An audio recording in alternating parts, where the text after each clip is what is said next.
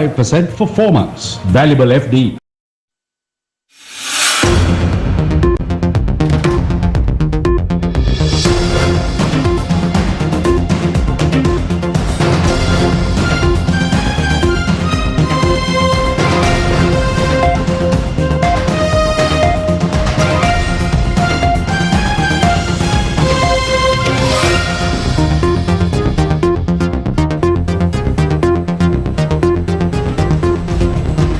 Hello there, very good evening. This is the weekend edition of Primetime News on TV1 for the Newsfirst, where the people come first. I'm Martin Satyanesan. Let's start off with a look at your headlines for this evening.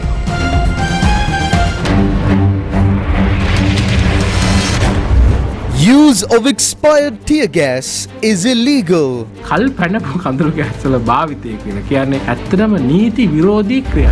Expired tear gas was not used, claims police spokesperson. If authorities are unaware of those who attacked protesters with poles, our national security is at risk. Many factions raise concerns. නිලනවන හමුදාව දාලා ඉස්කෝල ළමයින්ට ගහන්න තරම් පාපතරයක් වෙලා තියෙනවා. ලැජ්ජයි. People wearing army uniforms who are not really the army walking around. If that is the case, that's a very serious issue. Colombo University security guard who died during a protest bids adieu. Statements of Dulevathar and Semasinghe on privilege in Parliament affects the independence of the judiciary. BASL issues a statement. If there is no room for an election, democracy will explode. A warning from the opposition leader. Couple who abandoned their newborn in a train found. Why did they do it? The cruise ship Princess Cruises docked at the Colombo port with 2,800 passengers on board. 1,894 tourists and 906 staff members are on board this super luxury cruise ship. 159 of these tourists disembarked at the Colombo port and are due to tour Kandy, Pinnavala, Negombo and Ingiriya.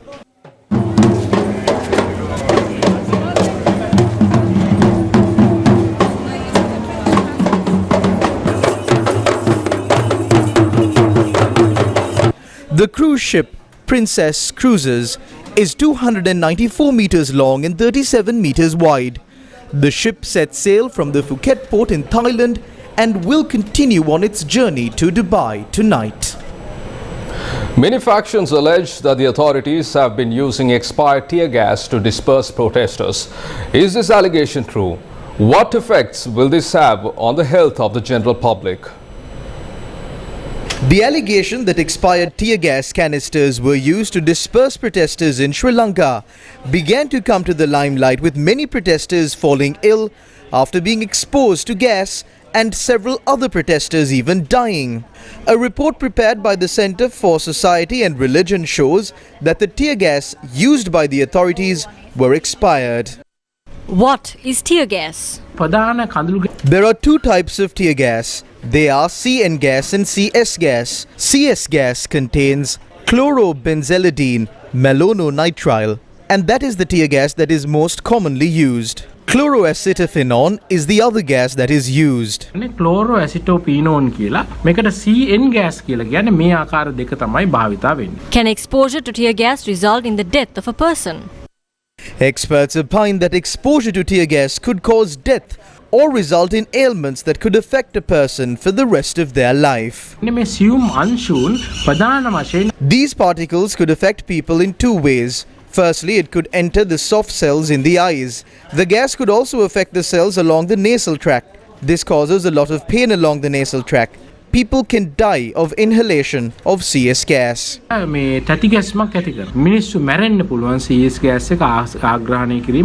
What increases the risk to the health of the general public when tear gas is used?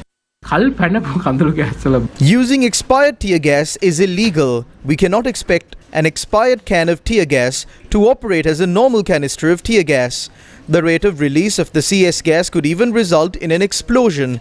Therefore, using expired tear gas canisters or even ordering for expired tear gas to be used is wrong.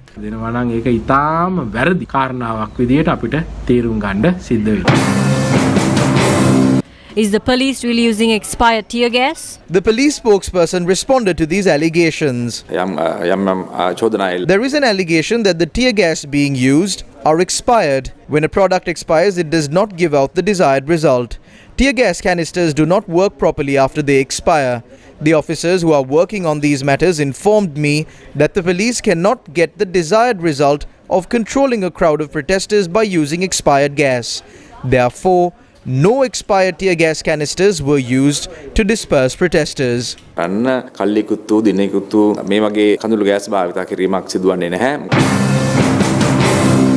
All Ceylon Medical Officers Association says that expired or not, tear gas is a chemical weapon. There is serious concern regarding the chemicals that were used as tear gas. CS gas was used as tear gas. According to the Chemical Weapons Convention, it is a banned substance. The chemical chlorobenzylidine melononitrile is defined as a banned substance under the Chemical Weapons Convention, and it was used in the recent past. The government is being accused of being complicit in the death of 2 people who were exposed to this gas. The CS gas that they used is not an ordinary tear gas, it is a chemical weapon. Therefore, if the government is using chemical weapons to kill people, we cannot simply stand by and do nothing as doctors.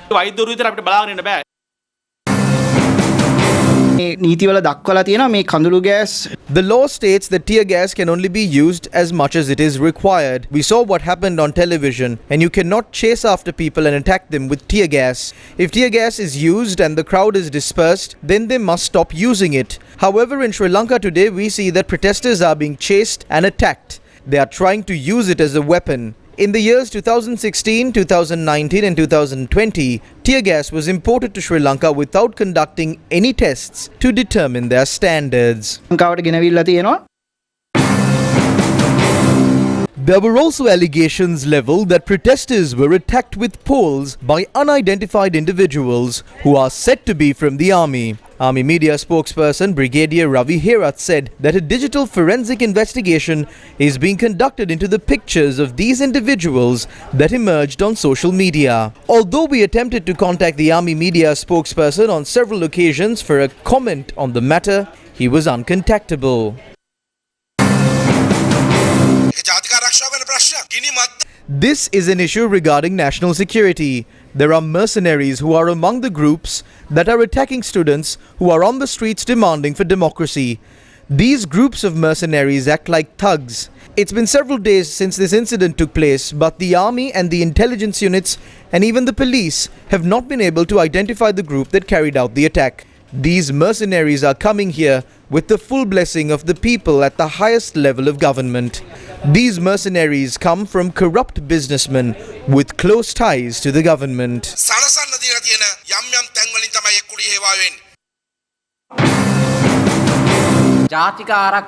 In a country where billions of rupees have been allocated for national security, we are being told that the army is conducting an investigation into a group who were clad in a uniform similar to the army uniform and were armed with poles. From where did these people carrying poles come from? There is an issue here. People who beat their chest on the level of national security in the country are now silent. They are not saying a word about this. What is the meaning of this? The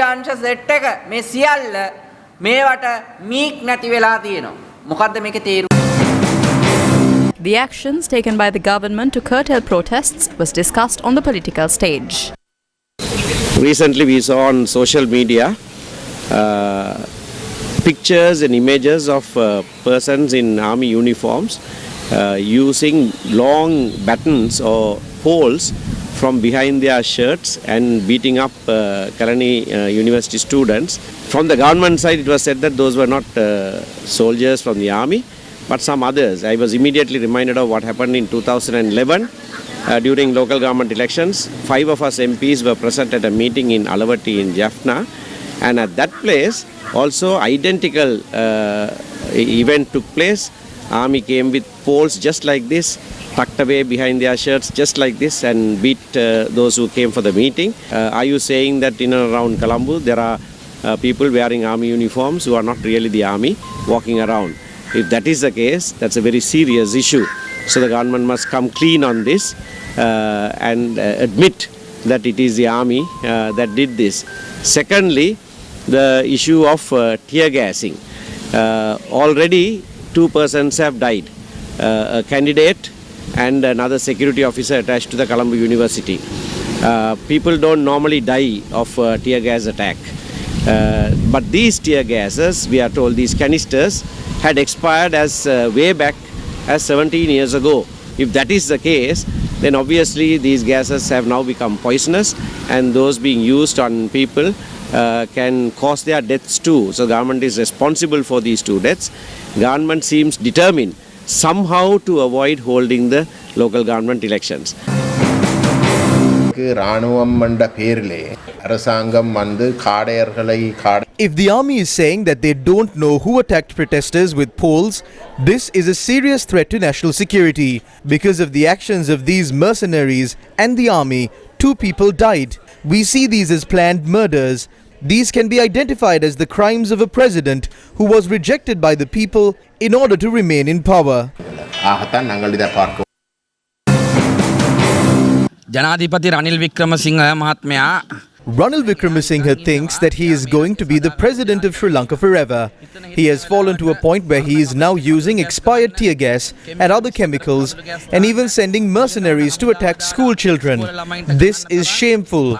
If you do not stop this suppression immediately, you will have to face an even more dire fate than Gotabaya Rajapaksa. ඔයාට අත් වෙනවා කියන එක හොඳට මතක තියාගන්න කියලා අපි යාට මතක් කරලා දෙනවා. The final rites of Priyantha Vanninayaka, a security guard at the University of Colombo who died after being attacked by tear gas, was observed today. He was a retired senior staff sergeant of the 3rd Armoured Battalion of the Sri Lanka Army. Priyantha Vanninayaka, a 56-year-old father of 2, was a resident of Kadurueva Nochiagama.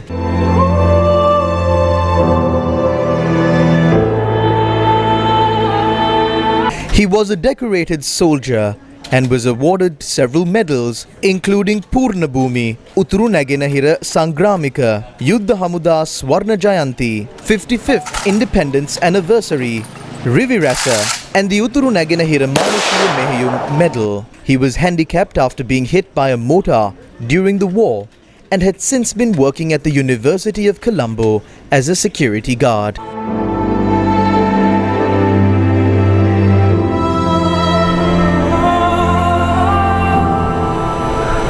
In more local news, 2 ministers who attended an event in Kurunegala under the protection of the police anti-riot squad had to face an unexpected incident today.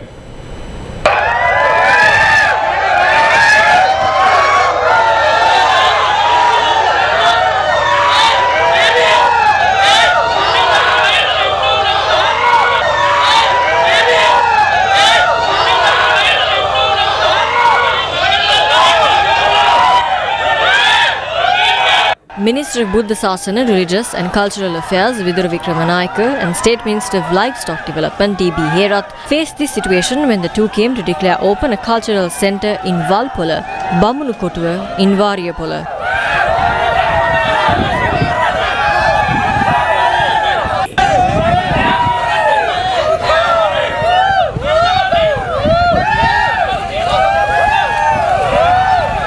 Those who joined the protest said that this building was declared open several times before. There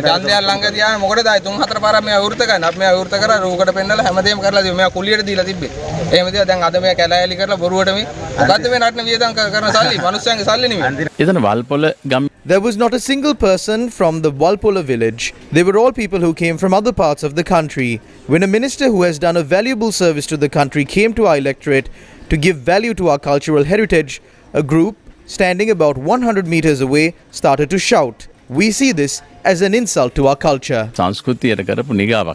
Although the minister was of the stance, the cultural centre was declared open this morning by artists in the area before the Minister of Cultural Affairs arrived at the location. Minister Vidura Wickramanayake arrived at the event thereafter.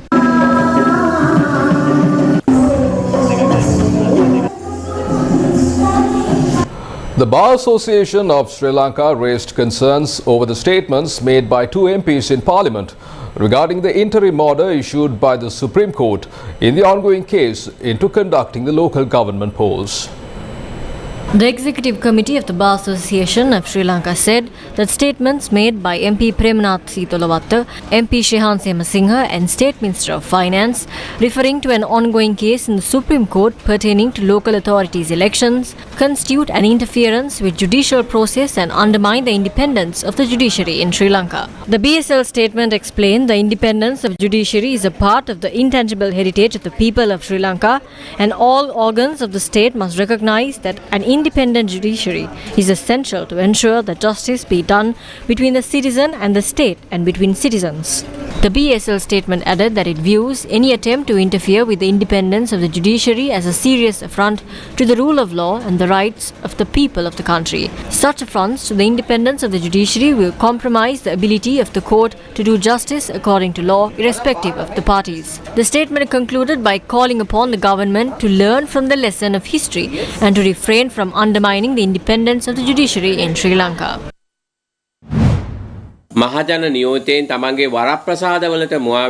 Public representatives are attempting to postpone the election by covering behind their privilege. If they are speaking about privileges, they need to focus on the privileges of the people.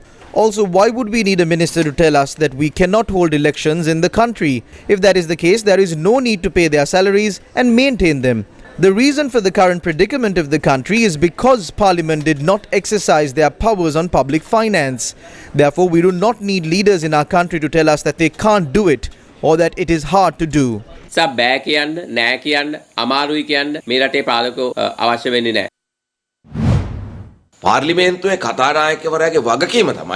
The Speaker of Parliament has a duty to look at how the privileges of parliamentarians can be protected and act accordingly. It was Parliament that passed the Constitution and created 3 independent pillars to govern the country. The person who is in charge of Parliament is now trying to act in a manner that would create friction among these 3 institutions and which would in turn negatively affect the people and the future of this country. We vehemently condemn these actions.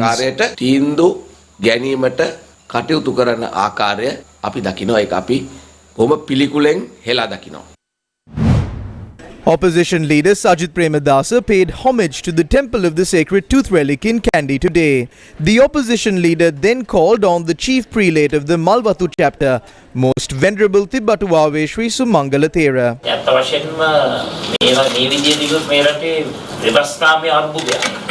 Constitutional crisis එකක් හැදේ.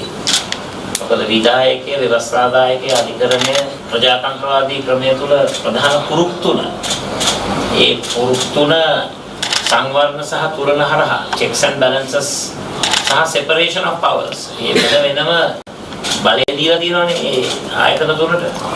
ඒ හැම දෙයකම ගරු කරමින් අපි ඉදිරියට යන්නට ඕන. The opposition leader then called on the chief prelate of the Askiri chapter, Most Venerable Varakagoda Sri Jnanaratana Thera. ඡන්දය කියන්න කවුරුත් බය වෙන්න හොඳ නැහැ. මොකද ජය පරාජය දෙකම ප්‍රජාතන්ත්‍රවාදී ක්‍රමය තුල ඕනම කෙනෙක් බාර ගන්නට හැකියාව තියෙන්නට ඕන. මුදල් ලේකම්වරයාට උසාවියෙන් Act according to the order that was issued to the Secretary and Minister of Finance. If not, it would be contempt of court. If court issues an order, you must comply with it. The order was issued by the Supreme Court as an interim order. Everyone is bound to implement this order. If people are not allowed to exercise their right to vote, I believe that an explosion in our democracy is right around the corner. The opposition leader also visited the Miramakam Mosque in Kandy and the Katakele Hindu Kovil to obtain blessings. The protest movement opposite the Liberty Roundabout today marked 1 year since its inception. Members of the general public continue to protest despite the rain, demanding for a change in the system.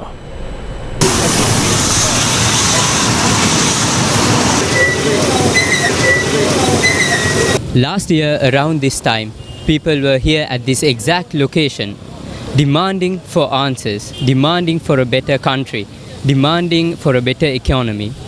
Today they celebrate a year here. They are still demanding answers for the same questions they had. We want a system change. We want elections. We want the electricity bill down. People just cannot stand this wet going on. We want a change. Today is a special day because we're celebrating 1 year since the protest started here.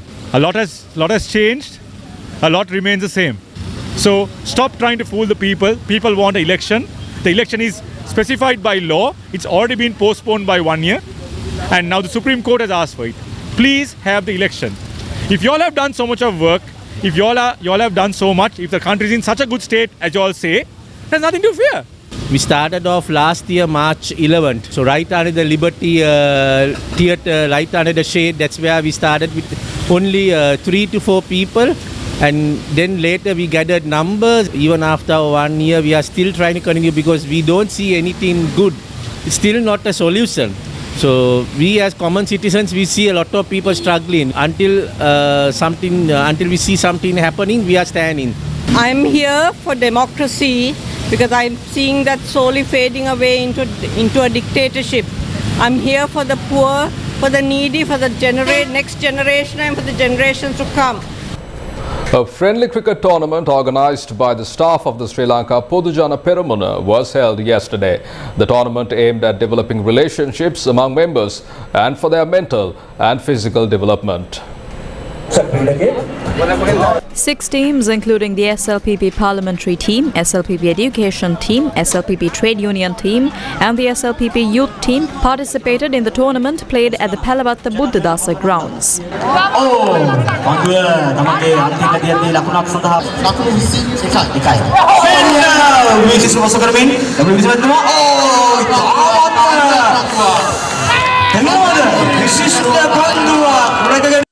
SLPP parliamentarian Sanat Nishantha, Namal Rajapaksa, Johnston Fernando, Janaka Vakumbura and Prasanna Ranavira were among those who played in the tournament.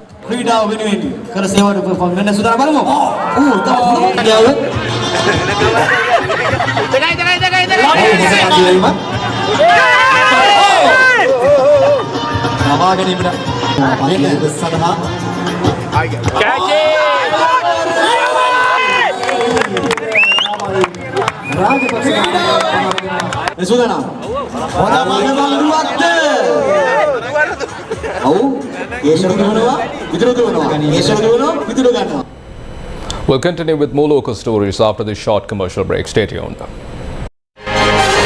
News First, main sponsor. 23% for 2 months, 25% for 4 months. Valuable FD.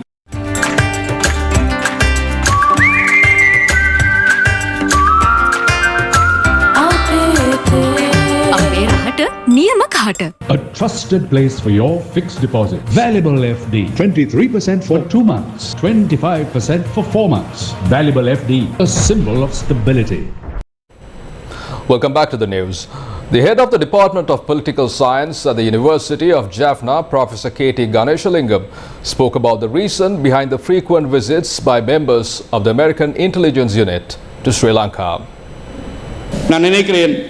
American intelligence units keep coming into Sri Lanka. Since January 2023, they have come to Sri Lanka as diplomatic delegations on more than 8 occasions. Recently, 20 members of American intelligence units came down to Sri Lanka on board 2 aircrafts. They had even brought down separate vehicles to travel in Sri Lanka. They did that because of the perception they have about the security in Sri Lanka. When we analyze all of this, it is clear that America and India are discussing the establishment of a military base in Trincomalee. Fitch Ratings believes Sri Lanka is likely to secure financing support from the IMF after the fund's executive board set a date of 20th of March to review the $2.9 billion staff level agreement that the country signed with the IMF in September 2022. In a statement, Fitch Ratings said it views the announcement of a date for the Executive Board review as an indication that the IMF regards the financing assurances it has received from key official creditors as sufficiently credible to move forward. Fitch said, quote, IMF funding should improve Sri Lanka's external liquidity, but the timing of any debt restructuring agreement with official and private creditors remains uncertain, unquote. The statement highlighted that Sri Lanka's president on the 7th of March indicated that China had provided its support following earlier assurances from India and the Paris Club official creditors. The president also indicated that Sri Lanka had completed all prior actions required under the IMF program, although the IMF board will make its own assessment on this in deciding whether to approve the package. Fitch also said that board approval would bolster official foreign exchange reserves, which have already risen 30% from their trough in October 2022. Nonetheless, reserves remain very low at $2.2 billion in February, equivalent to around 1 month of imports. The statement adds, quote, "We expect improved external liquidity to support a broader strengthening of the macroeconomic stability. The exchange rate has appreciated since late February 2023. Month-on-month inflation had already moderated over 2H22, but the strengthening of the currency should further restrain price growth if it is sustained." It added, nonetheless, potential upside to Sri Lanka's economic outlook will remain constrained until its debt restructuring is agreed upon. The prospects for a deal with creditors remain unclear for now.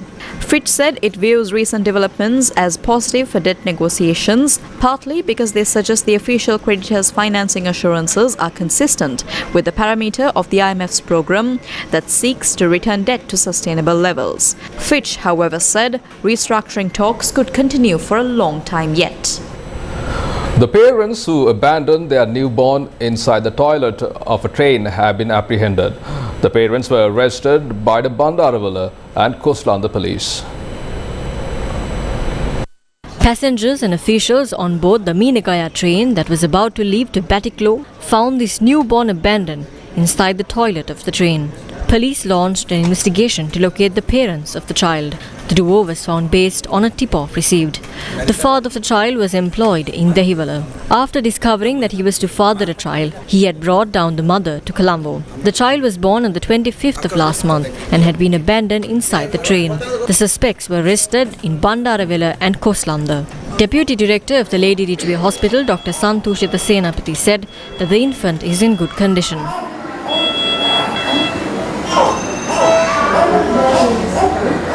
The child was admitted to our emergency unit by the police yesterday.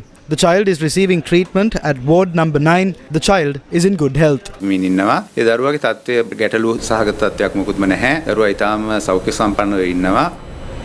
Tonight on our special segment dedicated to Women's Day, we take a look at a life of a successful air hostess.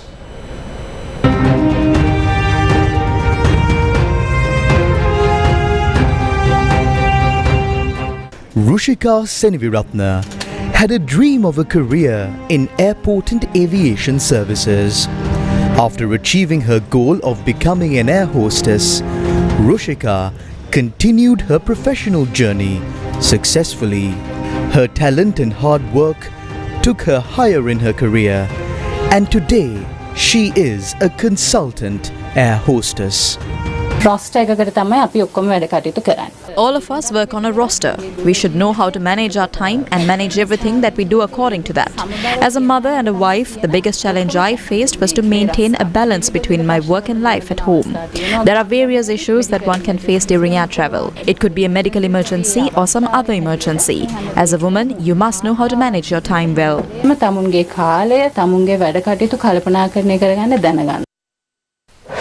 News First with the people.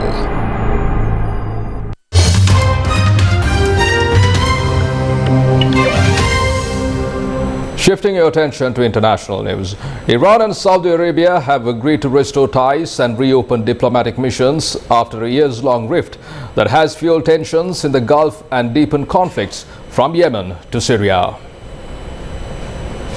The agreement was reached on Friday during talks in Beijing between top security officials from the two rival Middle East powers.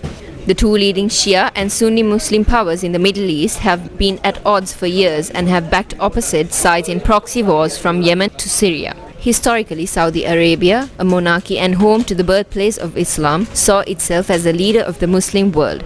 However, this was challenged in 1979 by the Islamic Revolution in Iran, which created a new type of state in the region, a kind of revolutionary theocracy that had an explicit goal of exporting this model beyond its own borders. Former Shanghai party chief Li Qiang took office as China's new premier, putting the close ally of President Xi Jinping in charge of reviving an economy battered by 3 years of COVID-19 curbs. The 63-year-old replaces Li Keqiang, who had come to the end of his two-term limit. Li Keqiang received almost every vote from more than 2,900 delegates at the National People's Congress. A close ally of President Xi, he is considered a pragmatist and will be tasked with reviving the country's struggling economy. No reporters were allowed in the room while ballots were cast during a meeting of China's rubber stamp parliament. There was applause as Xi cast his vote. This move comes as China's leader Xi Jinping secured a historic third term as president from the country's rubber stamp parliament. It follows a consolidation of power that has made Xi, 69, China's most dominant leader in generations.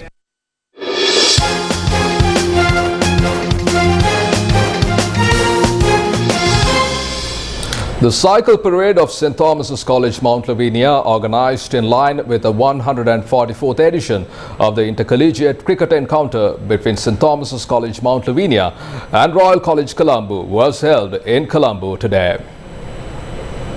In keeping with traditions, the annual cycle parade of St. Thomas's College, Mount Lavinia kicked off from opposite the St. Thomas's Preparatory School, Kolpiti this evening, with the school's rugby team taking the lead.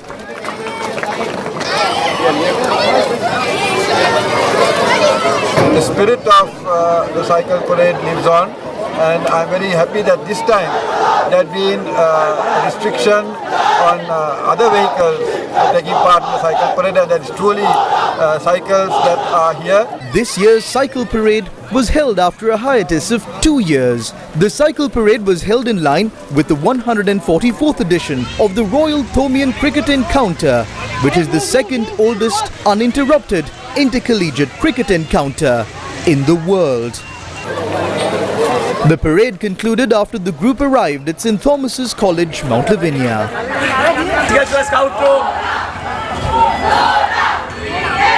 Despite the rain, students and old boys of St. Thomas's College, Mount Lavinia, paraded the streets of Colombo today, living up to the true meaning of their school's motto, Esto Perpetua.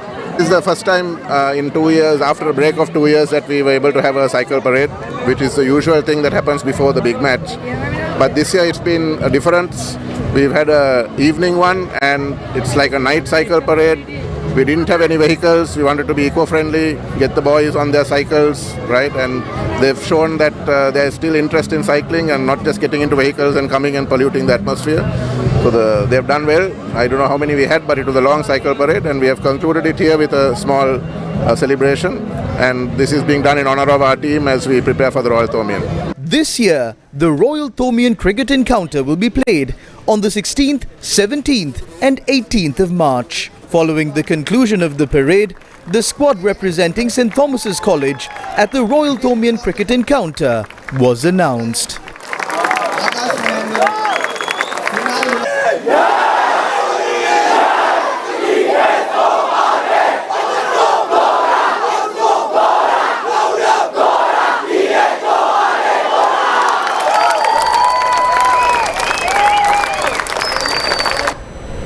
From that, we bring to a close this edition of Primetime News on TV1. For details of the stories and much more, simply log on to our website www.newsfirst.lk. For the News First, where the people come first, I'm Margaret Satyanesan. You take care and good night.